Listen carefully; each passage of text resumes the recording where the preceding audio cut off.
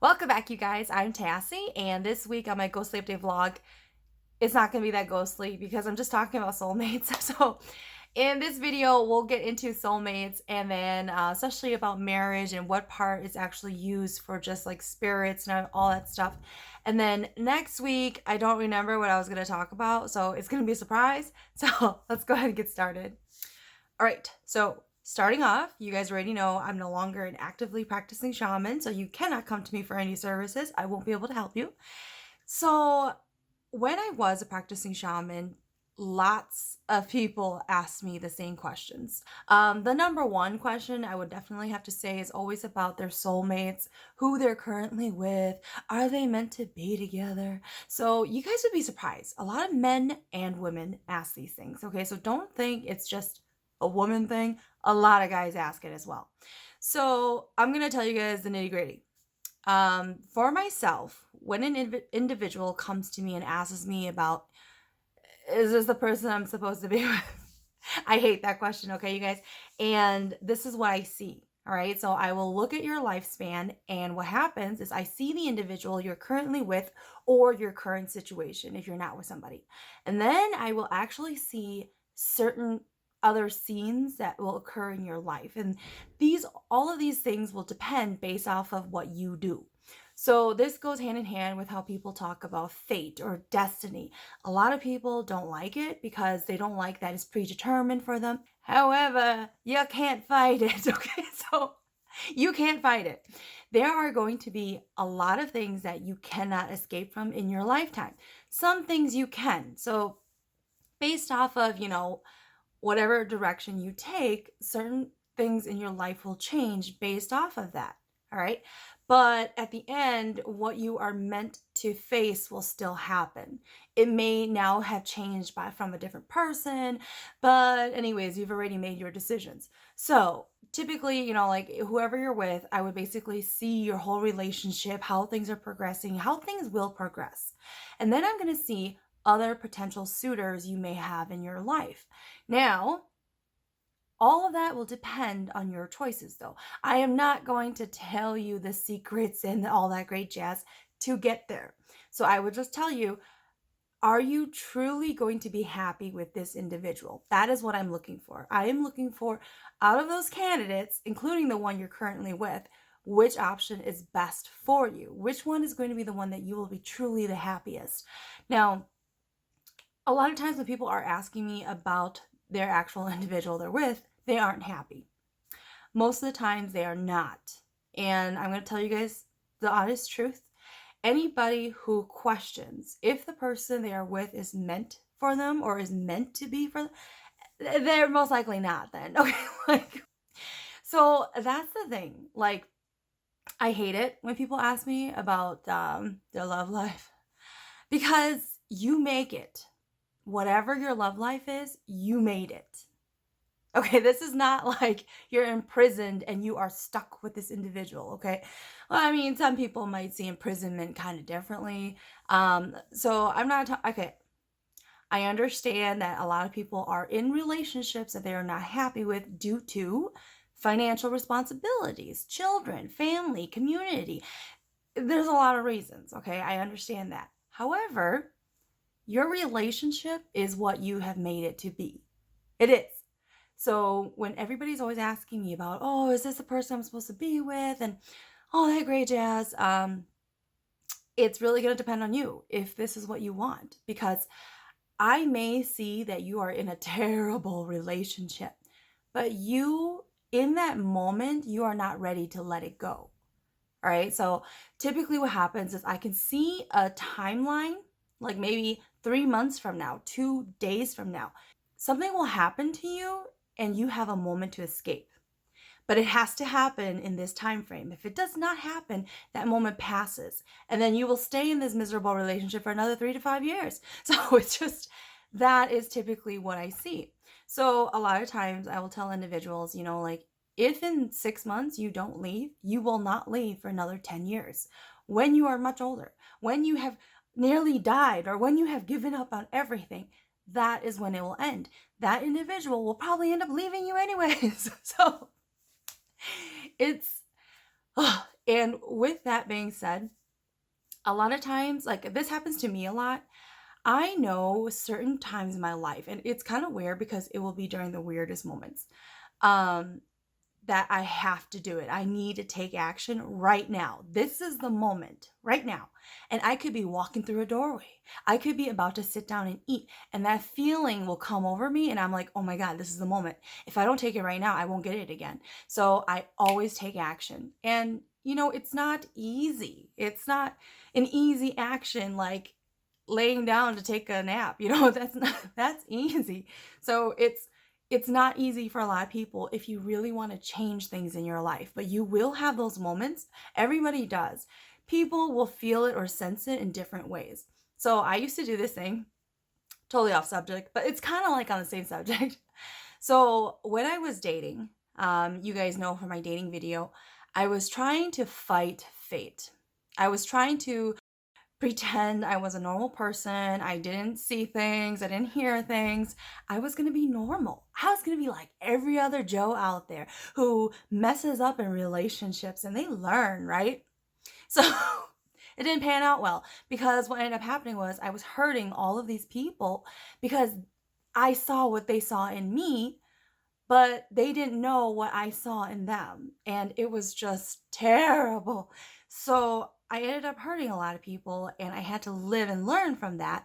So after I did that for a while, I went through this phase where I stopped dating and then I met my soulmate who I'm currently with. So that's why I always say if me and my current boyfriend, we don't last, I'm totally going to be a gold digger. Okay, I'm going to go get me a sugar daddy. So now, I have said this before, and the opportunity was given to me, and I couldn't do it. I couldn't. I felt like an escort. I couldn't do it. My soul wouldn't let me. But I swear, you know, like if it comes back around, oh my God. Oh my God. Okay, so that is basically what happens when you go and seek out somebody to look for your future about your love life. All right. A lot of that is going to go in hand with what people will call a soulmate and the one. Okay. So a soulmate can or cannot be somebody you actually end up being with in this lifetime.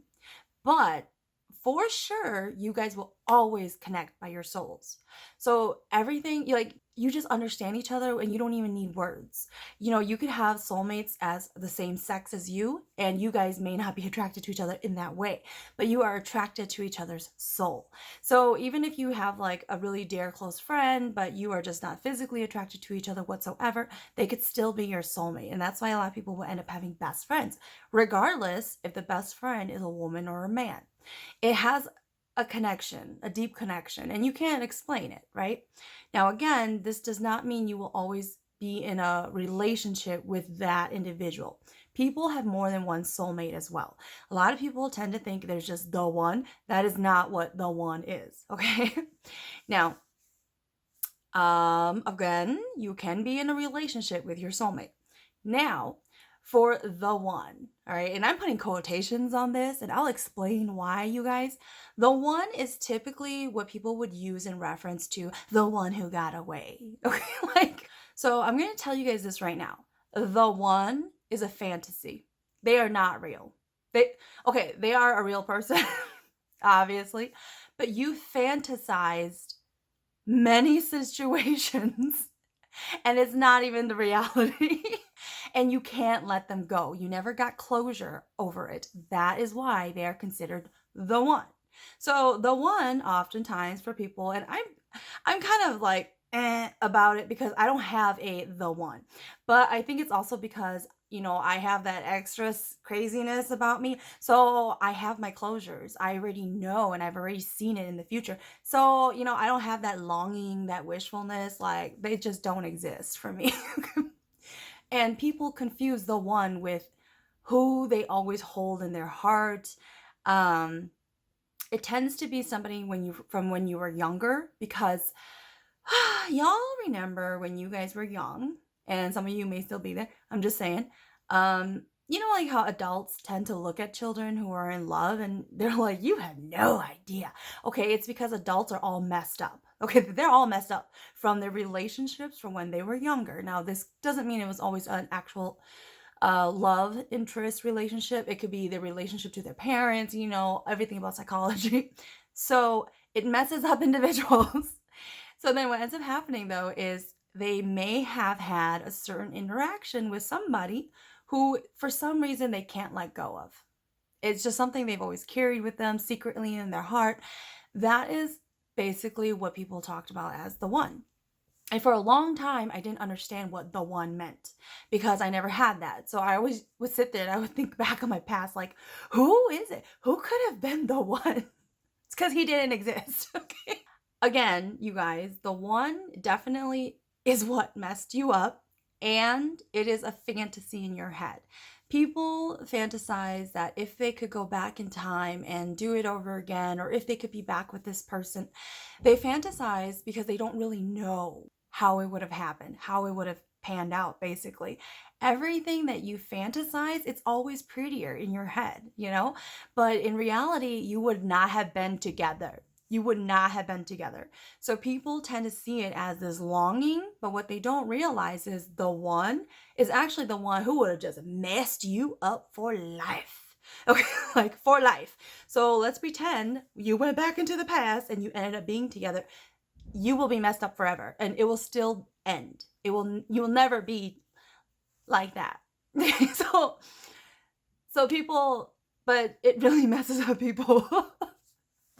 Like, I've seen it. People are messed up, you guys. And it's hilarious because people can be so great. They could be so passionate, so giving. They could be so inspirational. But when it comes to relationships, they're like this crazy other person. Like, I don't know if you guys know this, but I have tons of friends who are amazing friends. They are the best friends you could ever ask for. But they are terrible in relationships. Absolutely terrible. Where I'm like, you know, you probably shouldn't be doing that. You should learn to go home, you know, like. But they don't care because they would rather be with their friends because they are so good at being a friend. But they are so terrible at being in a relationship. So if that's you, you know, you may want to think about that. It's something you probably need to work on. And thinking back on like the whole who you're meant to be with, when people say you're meant to be with this person, it's you, that person will bring out the absolute best in you. It does not mean it will be a perfect relationship though. Like you guys may get into the worst fights. When it's bad, it is bad. But when it is good, it is the best you've ever been. The best. And so a lot of people, especially who are not in that relationship, they will see how bad it is for you, but they don't see how great it is when it is good. So you have what is also considered, you know, that is who you're meant to be with, because when we say you're meant to be with them, it is because they will bring out the absolute best in you. Now, I also know people who are with individuals who are not meant to, they're not meant to be with. They are actually meant to be with somebody else. However, they will purposely choose this individual because it will bring them financial security. They will be great parents to their children. They, you know, like they will take on great responsibilities for them. And that goes hand in hand with how everybody sees different things as important in relationships, you know? Like when things don't work out with my current boyfriend, money is gonna be important now. It's not gonna be about love. Okay, I don't need the physical aspect anymore. I could have a stepson who is my age. Okay, like those kind of things will be important then. Okay? It's not about building this whole life. Okay, so that is what I'm saying. Like what people look for in a relationship, it is not the same for everybody. So people might think, oh, I have the best relationship. Everybody needs to be in a relationship like me. That's not going to work for everybody. Just like not everybody is going to like dark purple as their favorite color, which is just my favorite color. But it's the same exact thing. You know, we're going to like different foods. We're going to like to hear different languages. We're going to like to watch different movies. Everybody has things that are different. So that is when people say you are meant to be with somebody. But again, you know, That doesn't mean it's going to be a perfect relationship or even a perfect life. However, they will bring the best out of you. Because if you go off and you get into a relationship with other people, and this happens to people who break up and then down the line they get back together, okay? They will realize no matter who they were with, they were never as happy as back then, or it never brought them the kind of happiness that they thought that they would achieve, because there is always just this something about somebody who is meant for you. So don't think it's going to be a perfect relationship, and people will sometimes purposely not be with the one just because they know the one might beat them. Literally will beat them. They would rather be in a relationship where they don't get beaten, okay? And they will never be as happy and euphoric in love because they know they won't get beaten. I'm just saying, you guys. All right, so the last part of this video is really just going to be about what really is spiritual about marriages and stuff like that. Because, I've been getting people asking me, like, should I have an American wedding? Should I have a traditional wedding? I'm just going to break it down to you guys. I am not going to give you a whole book or a history lesson on the traditions and the Hmong culture, but I am going to tell you this. So, nowadays, parents, even if they're traditional, okay, they may tell you just to have an American wedding. The reason for that is because when y'all get divorced, it's going to be a lot easier to deal with it.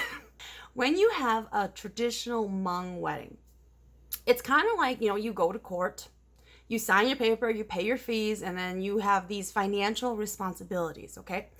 For a Hmong traditional type of wedding, it's a bunch of laws that get passed and agreed upon as well between the clans.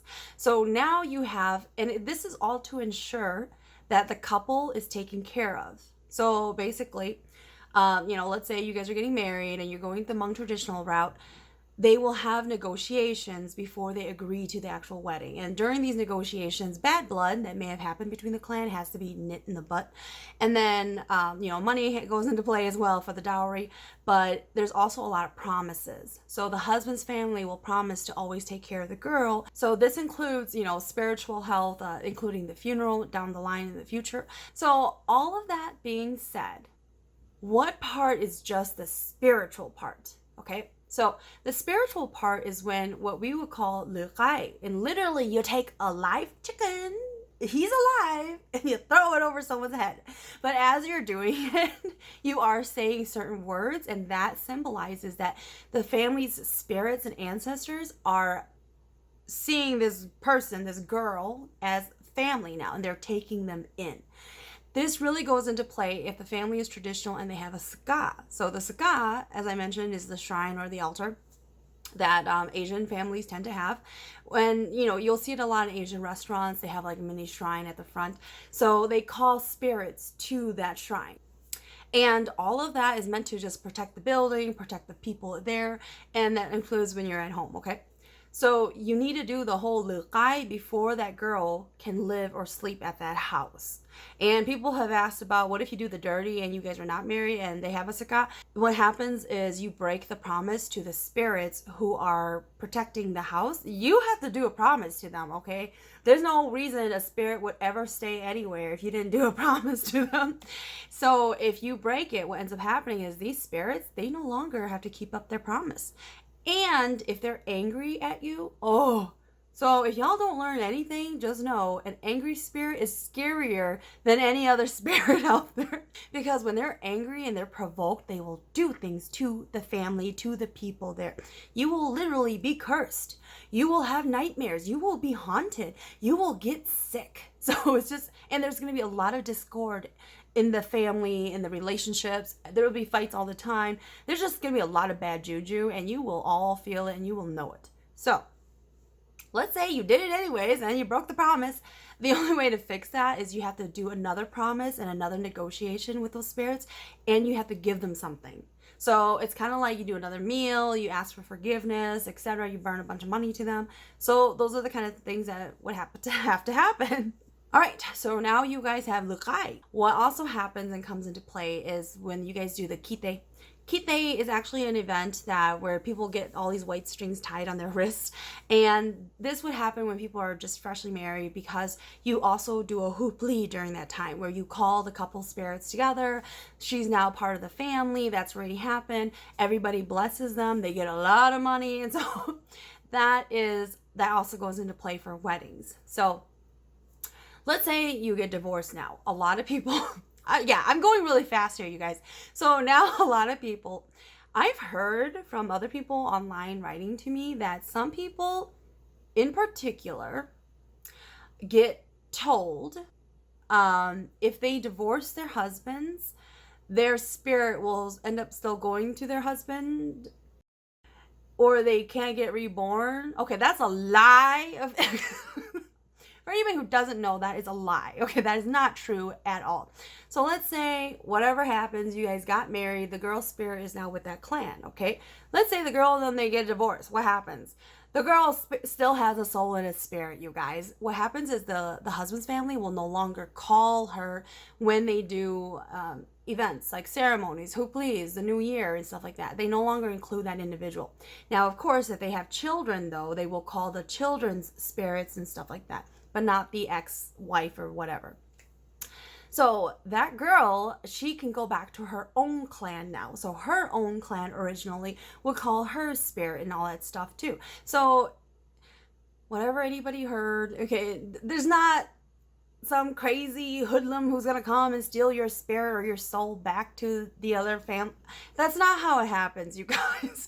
Don't allow yourself to believe in that. Now, let's say that, you are somebody who you follow the old way, but then you're marrying somebody who goes to church. Okay, that's like anything. Any individuals who are getting together and they have different belief systems, it only works if the both of you respect each other's beliefs and views, but you stand your ground on what you believe in as well, and that you guys just respect it. So I'm not going to go into the whole debate about that. We hear about it all the time wherever you go. It's just like politics. A lot of people will just refuse to talk about politics. So the only thing I will say is that sometimes people, especially like, let's say I go to church and my husband's family, they are still the old traditional way and they do like a hoopli thing, right? They may call my spirit during that hoopli thing, and I go to church, right? So if I go to church, I'm not going to believe in it anyway, so it doesn't matter what they're doing. So that's all I'm going to say about that, because you have your own beliefs. They have their own beliefs. And everything that they do, it is out of goodwill. Like, it's kind of like if I'm praying, but there's people here who don't pray, who don't go to church, but we're going to pray before we eat. And because it's my house, they will just simply observe and allow you to pray. And you will say, I bless everybody here. So it's the exact same thing, but because there's like typically an animal sacrifice going on in the corner, and it's done in a different way that you're not used to, people tend to get scared. And honestly, if your faith is strong in whatever you believe in, you should not be afraid. Don't be afraid. Just pray to your God. You are protected. It's perfectly fine. So I'm just saying, though, that there are families who will just call the spirit of people, even if they go to church and they don't follow it or believe in it. The family is doing their due diligence in wanting to also protect that individual. And it is just simply protection that they're casting, But it's just like if I say, God bless you, but, you don't go to church. It's the exact same thing. You simply just accept it and you move on. You have your own beliefs and you stand firm in your own beliefs. It's not like they're casting voodoo on you, but even if they did, you go to church, just pray to God if you're scared. Go to church. All right, so that is it, I believe, for this video until next week. And I don't remember what I was going to talk about for next week. So it's going to be a surprise. You guys have a great weekend. I have a bunch of filet mignon. I've been on this filet mignon kick, and I found some really good ones at Trader Joe's. They were kind of expensive, but they're really thick cut. So look at this, you guys. Look at how big they are to my hand. Like, they are so, thick. Can y'all see how thick that is? Oh my God. So anyways, this is what I will be eating. So happy Friday, everybody.